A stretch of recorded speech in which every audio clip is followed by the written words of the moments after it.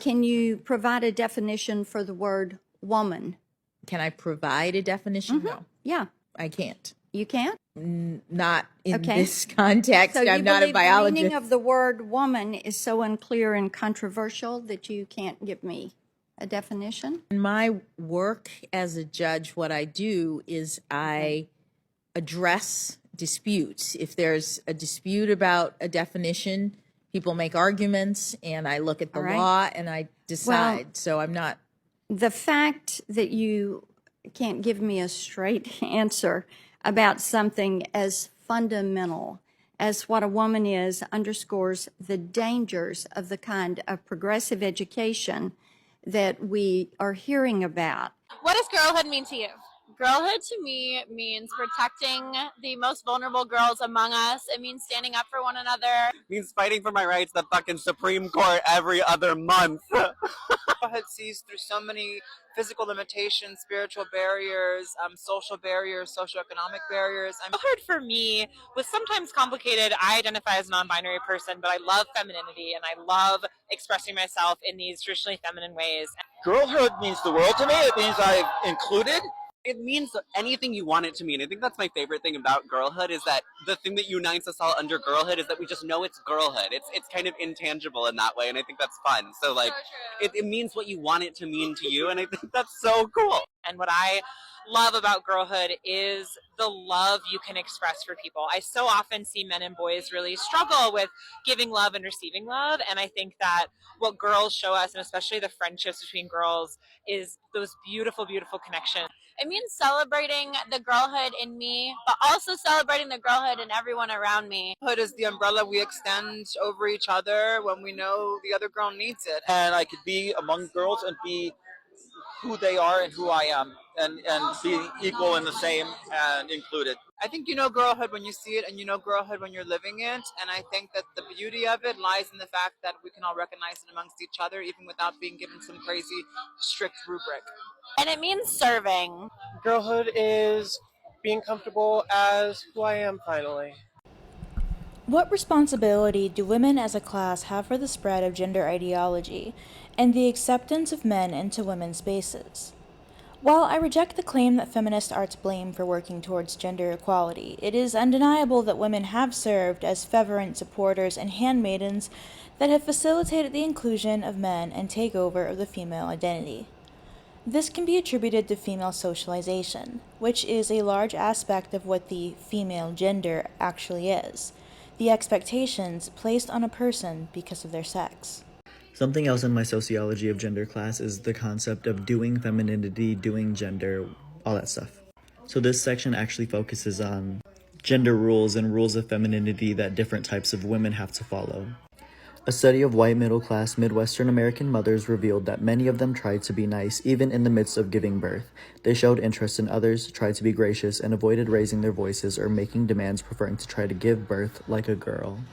Women can't even give birth in peace without having to worry about how other people will perceive them, and if they aren't being womanly enough. Elham Hufenmark defines socialization as the process by which individuals of a given society learn the skills, behavior patterns, standards, customs, and values of the society, and how they can be a successful member of their social or cultural group, and adapt themselves to the society where they live. It is the process through which society transfers culture to the next generation and teaches the social and cultural roles that society expects from individuals. Through this process, people understand what behavior, beliefs, and lifestyles are acceptable to the community.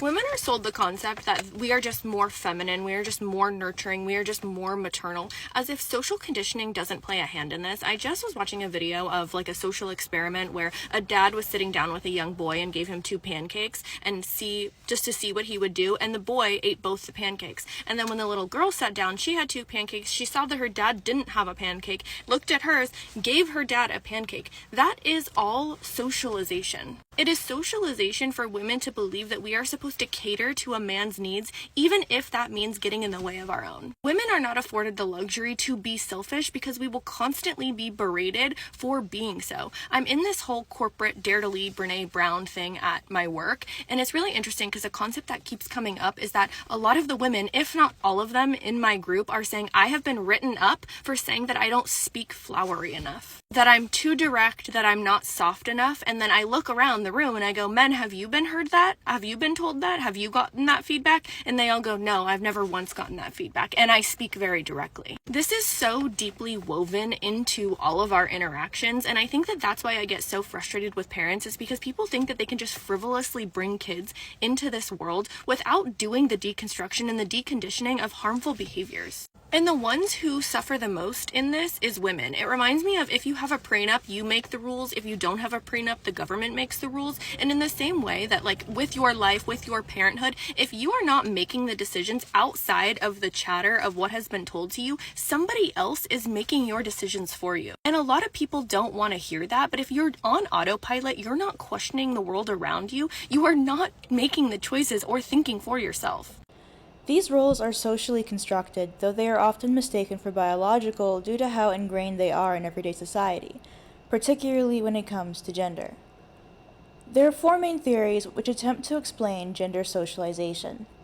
According to the social learning theory, which draws heavily from Albert Bandura's work, children learn gender roles through stimulus and response. Behaviors which are rewarded are repeated, and ones which are punished are not. For example, when a girl gets told she's adorable and gets attention for dressing up, she'll continue to do so. When a boy is chastised for doing the same, he'll do so less often. The biological theory posits that differences between women and men are the main factors for explanation of gender socialization. This theory emphasizes that gender identity formation is based on sex and does not define sex and gender separately. So biological theory arguments used against gender equality are fundamentally biological ones. This theory is typically acknowledged as not being accurate, as decades of research make this clear that nurture has a more significant role in differences between men and women than nature. While those who acknowledge biological sex are often accused of believing in this theory, the truth is that in practice, gender ideology supports it far more.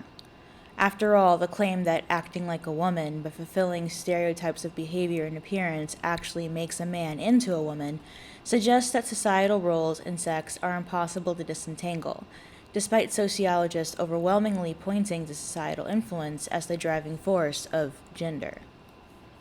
Psychoanalytic theory stems from Sigmund Freud's psychoanalysis theories, which have been subject to criticism for a long time and yet continue to be taught in schools. This theory builds on Freud's psychosexual stages of development and argues that while children of both sexes relate strongly to their mothers in their youth and identify with their mother's sex, ergo as female, as boys age and become more independent, they reject femininity and seek to emulate societal standards of masculinity. Meanwhile, Freud argued that girls were unable to overcome their Oedipus complex or their sexual desire for their opposite-sex parent. His theories, of course, ignored the role that misogyny played in a female's role in society at the time, and the inability to reach personal fulfillment, instead arguing that women who did not conform to sex stereotypes had penis envy, rather than a desire to be viewed as a fully fledged human being. Gender schema theory, invented by Sandra Bem, explains that gender schematic is a generalized readiness on the part of the child to encode and to organize information, including information about the self, according to culture's definition of maleness and femaleness.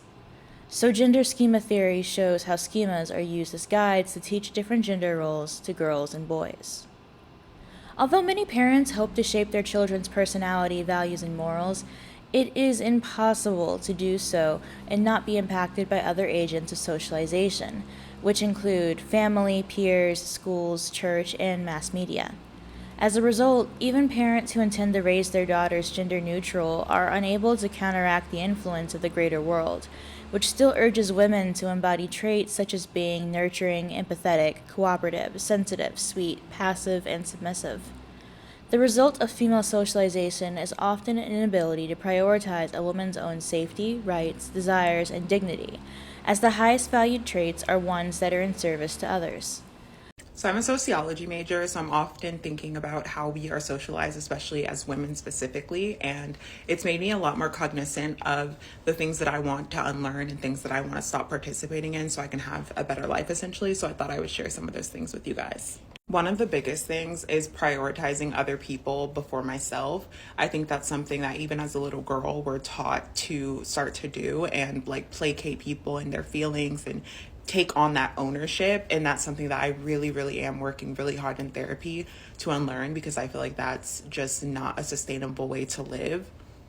Not apologizing for things excessively. I'm all for taking accountability, but I feel like it gets to a point where women apologize for like things that we don't need to apologize for, like things that are out of our control or things that we don't need to be sorry for. Like when you start a video or something, you don't need to apologize for your appearance or things like that. Like you don't need to apologize for that. You don't owe the world prettiness. Downplaying your accomplishments. Fuck being humble. Let's dead that immediately. You deserve to feel proud and you deserve to boast about the things that you have accomplished. As long as you're not putting anybody down, be proud of that shit and don't say, oh, I just did this or I just did that. No, you did that shit and you're amazing for it. Let's be proud. Being okay with taking up space, whether that is physically or verbally, being okay with taking up the space and knowing that you're entitled to that. And it's really liberating to realize that you don't have to be in every room trying to make yourself as small as possible. I'm not saying to just go around being like so obnoxious, but there's just certain things that we obsess over that I don't think we need to. Like, you're allowed to take up space. People need to make room for you. Get the fuck out the way. Tolerating misogyny or disrespect in order to avoid confrontation. I think in general, women need to be more confrontational because we are socialized in a way where we're like, we're going to make ourselves uncomfortable or not say things about things that are making us uncomfortable in order to keep the peace, in order to make everybody else feel comfortable, but you're making me uncomfortable. So we need to talk about this. And lastly, I can make more videos about this if you want, but another thing that I thought of is being responsible for men or other people's emotions and making excuses for bad behavior. I feel like women have this really badly. I think that the Sabrina Carpenter song, Lie to Girls, really encapsulates this really perfectly. Like, you don't need to lie to us because we will try to make things seem better than they actually are. And I feel like that starts from such a young age, because when boys are mean to us at school, they're like, oh, it's because he likes you, or Tommy's just having a bad day, or stuff like that. Like, we're taught from such a really young age to make excuses for bad behavior, be responsible for other people's feelings, and hold space for them in ways that they don't do for us. And I feel like that's a really important thing to unlearn as a woman, or the world will chew you up and spit you the fuck out. Like I said, I can make another video like giving more examples of things I'm trying to unlearn, but I thought that I would share some of those because I've always been someone that looks at things from a sociological perspective, especially being a sociology major. I don't think that most of the things that we attribute to biology have anything to do with it. While being caring and kind are undoubtedly positive traits, the inability to prioritize herself often leads to participating in her own victimization within a patriarchal system. Farida D. notes that while a good man is the one who doesn't harm, harass, or abuse women, a good woman is the one who serves, gives, and forgives men. Men are good when they let women live, and women are good when they live for men. This can further be seen in the nonprofit field, which sees 70% of employees being female. However, the field relies on passion to retain employees, and with low wages being common, burnout is also very common, as the empathy-demanding field leaves women financially and emotionally struggling. Furthermore, because women are expected to put the needs of others first, there is a trained obligation to avoid confrontation, to value the emotions of others over material harm, and to view being perceived as nice as more important than personal safety or honesty. In uncomfortable social interactions, we often don't have a social script of what to do. Instead of telling people what we really think, what we really feel, we do the nice thing that makes us incredibly uncomfortable. Having over-the-top positive, nice feedback can harm your performance. It can make it very difficult for you to climb up, difficult to kind of know where you stand, what you should do better, what you should stop doing. So I think we have to then think about, what is the solution to this problem? Is it the case that we should all just be meaner to each other in an effort to be more direct? I don't think that's the case at all. What I like to do is ask people, can I give you feedback on a couple dimensions? Can we think about feedback as general versus specific? Can we think about things that you're doing well, you should keep doing, versus things that, please stop. We know from our personal lives that replacing negative, critical, please stop behaviors is absolutely essential. You need to start neutral. And by neutral, I mean things that are not scary to hear critical feedback on. You might be thinking to yourself, well, what's some neutral feedback that you could give me at the end of my talk? How about I would switch the order of the points on your talk, or I would change the font? These types of feedback are specific, and so they're useful, but they're not scary to deliver, and they're not actually scary to receive. And what we find is that when people take these baby steps to work up to this type of feedback, they are much less anxious in the delivery. It is for this reason that women who do value honesty and safety over being viewed as a nice girl are often painted as mean, cruel, and ultimately unwomanly for doing so. This can be seen in the common portrayal of gender-critical women as failing into a dichotomy of uneducated and ignorant, and thus open to re-education, versus those who are bigoted and thus mean gatekeepers, who must have no valid reason for being honest, even when it hurts feelings. The expectation that women will prioritize being nice over all else creates an expectation of inauthenticity within female communication because of this belief in the necessity of lying. Keeping the peace is consistently viewed as more important than being honest, direct, and effectively communicating. Part of this can be attributed to the way that women are typically blamed or otherwise are more susceptible to feeling guilt when something goes awry, thus leading to a desire to mitigate reasons to be subject to blame. As Germaine Greer wrote in Guilt Poisons Women, women feel more guilt than men, not because of some weird chromosomal issue, but because they have a history of being blamed for other people's behavior. You get hit, you must have annoyed someone. You get raped, you must have excited someone. Your kid is a junkie, you must have brought him up wrong. Some argue that the indirect or feminine manner of communication is linked to biology, and that due to physical differences between men and women, avoiding physical confrontation drives the need to prevent conflict altogether. Others argue that they have no desire to adapt to the male way of communication because they value kindness and the emotions of others. However, I argue that there is nothing wrong with being direct, regardless of how it might offend others. Men are given far more leniency in how their words are interpreted, while women are judged more harshly for being assertive. Why is it that assertiveness is valued in men but considered undesirable in women? Why is it that a man's direct manner of communication is a sign of leadership, but if a woman points out that her service at a restaurant isn't up to par, she's a Karen? Susan Brown Miller's Femininity covers the many ways in which women's behavior, appearances, and values have been shaped by society in the effort to constrain and control her behavior. While much of the book focuses on appearance, she has a lengthy section on voice. The ability to speak and communicate has long been tied to the topic of women's education and thus involvement in public life. She writes, "Belief that the feminine nature could be coarsened by learning had been coupled in history with the idea that it is in women's nature to talk too much. Loquaciousness in the female sex has been remarked upon, not surprisingly, by the most voluble of men. Woman's nagging tongue has been discussed by Aristotle, Aristophanes, Juvenal, the Babylonian Talmud, Swift, Ben Franklin, Shakespeare, and Milton.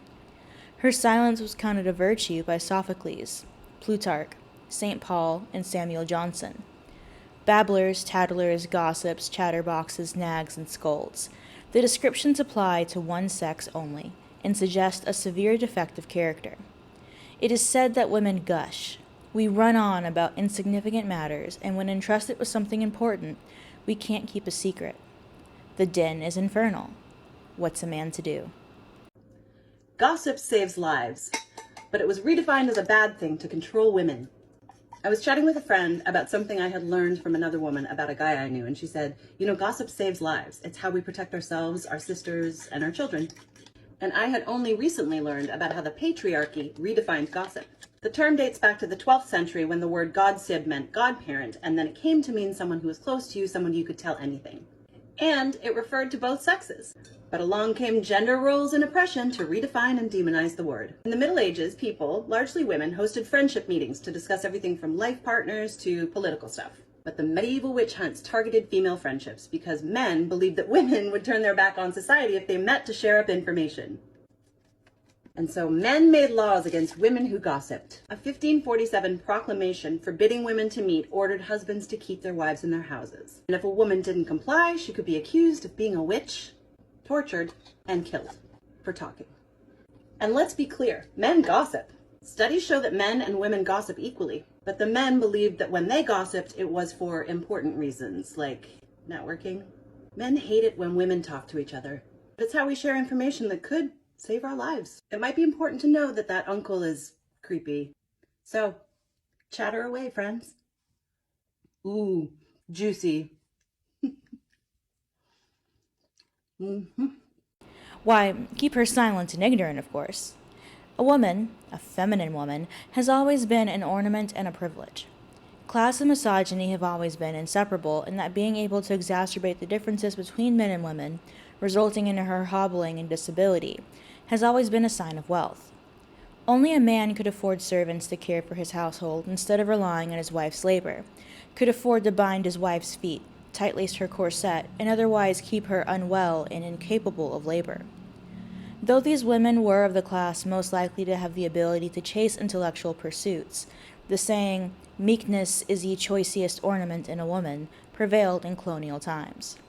There was never any desire to hear what women might have to say, and thus the way women communicate has been shaped by that desire. As Brown-Miller noted, the verbal capabilities of women have been hindered in every age by legal restrictions on higher learning, which go back as far as ancient Greece, by prohibitions on devotional public speech in church, which effectively banned female contributions to thought and doctrine in the world's major religions, by the infliction of humiliating physical punishment for the use of strong, rebellious language, by wicked ridicule in poems and plays for alleged verbosity, and by imposing in the name of femininity a self-conscious emphasis not on content, but on modulation, elocution, and pleasing facial expression. Further, the historic division of work into male and female roles has had its own effect on choice of words and imagery. Add to these realities the continuing imbalance in the power relationship between men and women, and the fear of women that their femininity might be found wanting, and it is no wonder that men and women may speak the same language, but they speak it with a difference. While the sound of communication is often exaggerated, with women speaking at a higher pitch and lower volumes, perhaps the most notable difference between male and female speech is the hesitance to be direct, assertive, and potentially viewed as rude. Brown-Miller notes that, if one outstanding characteristic marks feminine speech, it is the reluctance to voice a declarative sentence, "I say this," with certainty and strength. Robin Lakoff, a pioneering theorist of feminine inflections, devised a classic masculine-feminine exchange to demonstrate how women routinely turn a declarative into a faltering question. A man will say, "When will dinner be ready?"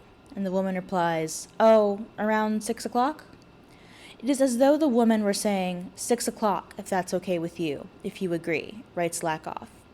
Here we find unwillingness to assert an opinion carried to an extreme. But, of course, it is not feminine to express a strong opinion, even about something as uncontroversial as when the roast might come out of the oven. Women are not supposed to be authoritative. By reputation, we're not even supposed to be able to present a set of facts in a rational manner. Analytic thinking, however, is believed to be a process of the left side of the brain. A female opinion strongly expressed is often considered emotional or bitchy. In the 50s, when a woman criticized another woman, easier in mixed company than criticizing a man, she might find herself greeted by a chorus of mews. Meow meow. Her observation was dismissed as catty. Even when a woman is a forthright, assertive, highly confident, and successful performer on the stage of life, she may temper her speech patterns to fit a less challenging mode.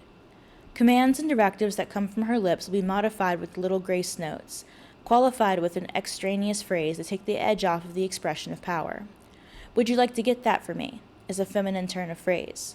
The underling may have no choice. He will get that memo on her desk first thing in the morning or be fired for it. But the command has been softened, the power relationship disguised, the male ego left intact. Except when dealing with children, women are rarely comfortable issuing a command, not only because we have had fewer opportunities to be in a managerial role, but because commands and orders are blatantly unfeminine. A command uses a minimum amount of language. It need not be couched in terms of politeness. Politeness is required from underlings, but not from rulers. A command may be barked, but a woman must coo. Would you do me a favor and...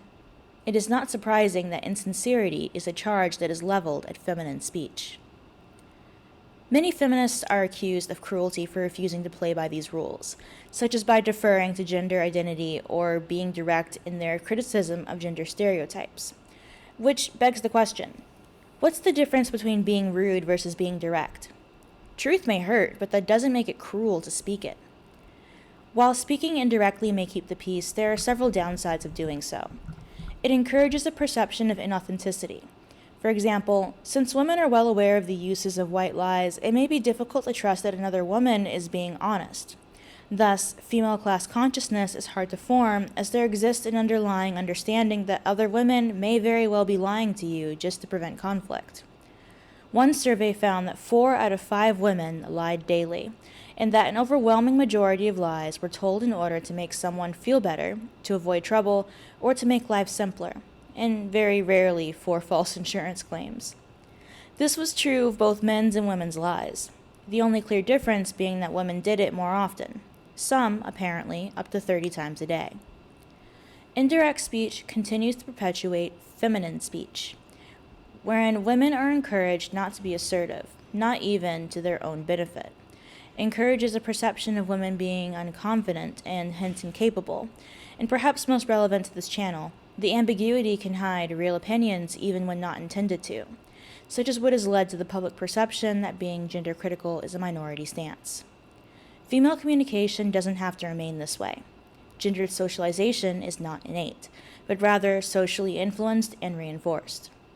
In the same way that we must make efforts to disengage from socially promoted harmful behaviors, like obsessing over our appearance, we must reflect on how we communicate and actively choose to be assertive, direct, and honest as a first step to building class consciousness, as well as to fight the widespread belief that a woman can ever be outspoken. This, dear viewers, is where we part. I think the basis of this for me is that there's a difference between kind and nice, right? So when you're talking to someone who you're not very close to, who you know is not going to take criticism well, maybe you're not going to say as bluntly or directly that something is wrong. Fine, understandable. We don't have an obligation to every single person on this earth to treat them the same way as our best friends or family. But kind is a different thing. So personally, here's my example. I have a cousin who wanted to go see her son graduate from basic training. It was only a 3-month program. She really couldn't afford it. She took her whole family, so her other son, her husband, and her. And she knew before she went that she wouldn't be able to afford rent afterwards.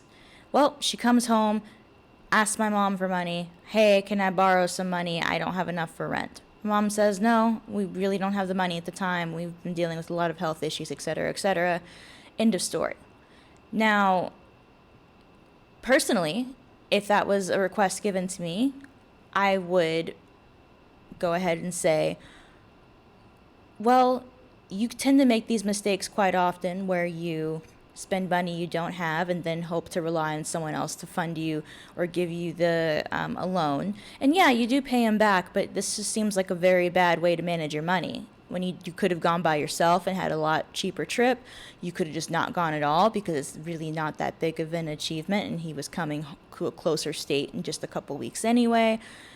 But that's considered mean. It's mean to tell someone the truth. In the same way that it's considered mean to tell someone, no, you're not a boy, you're a girl who read too much yaoi, or no, you're not a woman, you're a guy who watched too much porn.